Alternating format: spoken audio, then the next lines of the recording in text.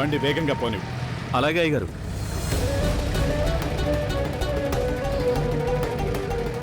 ఏం చేస్తున్నావు విక్కీ? బండిని లెఫ్ట్ నుండి పోనివ్వు. అలాగే అయ్యగారు.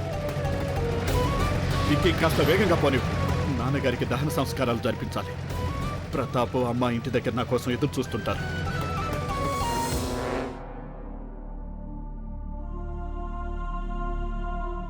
చూడు,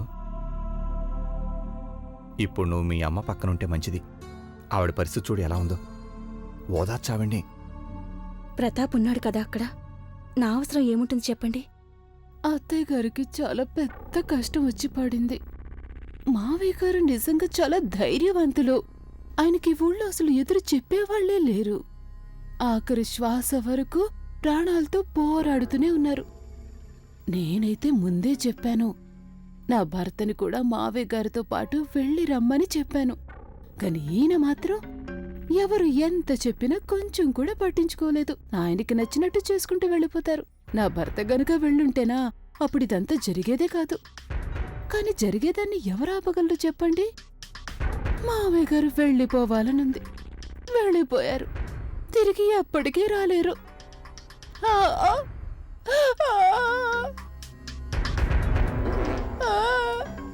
ఈవిడికేమైనా పిచ్చి పట్టిందా? లేదు లేదు, ఈవిడెప్పుడు ఇలాగే మాట్లాడుతూ ఉంటుంది. అమ్మగారిని చూడండి, సుమంగళిలాగా ఎలా కూర్చున్నారో. కానీ ఇదంతా చూస్తుంటే బాగోలేదు.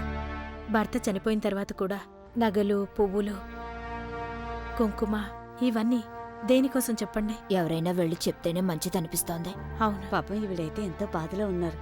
వీటన్నిటి గురించి ఎలా ఆలోచిస్తారో. అయినా మనం చెప్పాల్సింది చెప్దాం.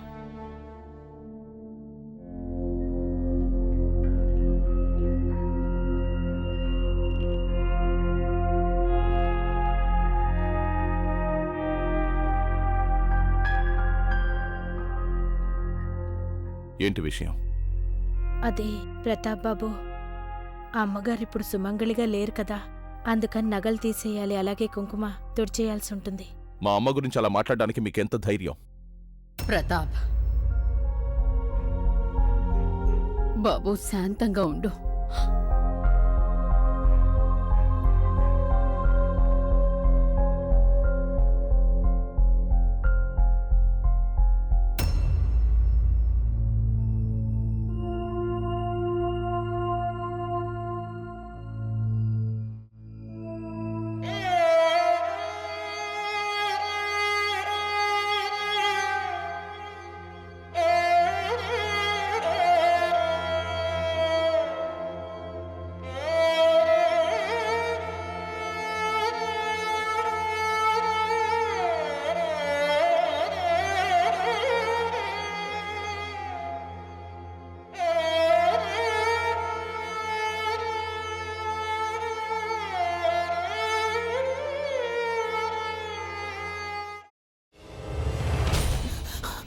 నువ్వు ఇంకేమన్నా చెప్పాలా?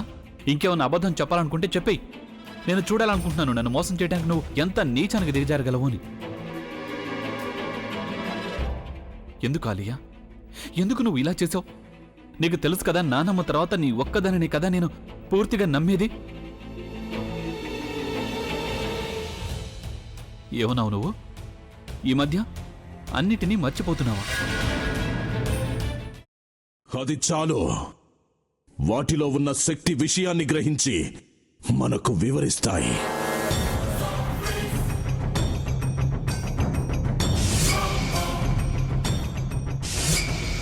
ఎవరు ఆ దండ విప్పొద్దు, గది తలుపులు తెరవద్దు.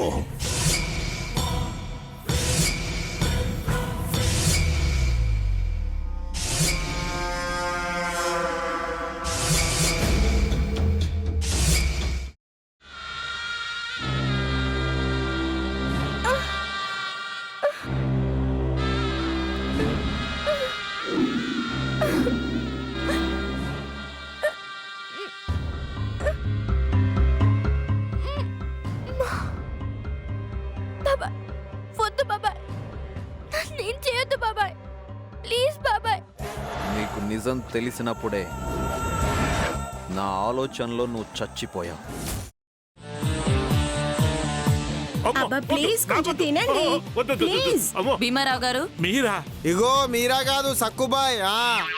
అవును, మీ పనామే లేచిపోయిందని చెప్పి కంప్లైంట్ ఇచ్చినావు కదా. రేయ్, ఆయన కంప్లైంట్ ఇచ్చింది లేచిపోయిందని కాదు, కనిపించడం లేదు అని. అచ్చా, అట్లానా? సరే మేడం. ఇడియట్. ఆ వంట మనిషి పేరేంటన్నారు? రత్తాలు మేడం. ఏం పెద్ద మంచి, నీ వంట మంచిని కూడా మేడం అని పిలుస్తావా? రేయ్ హాఫ్ బ్రెయిన్,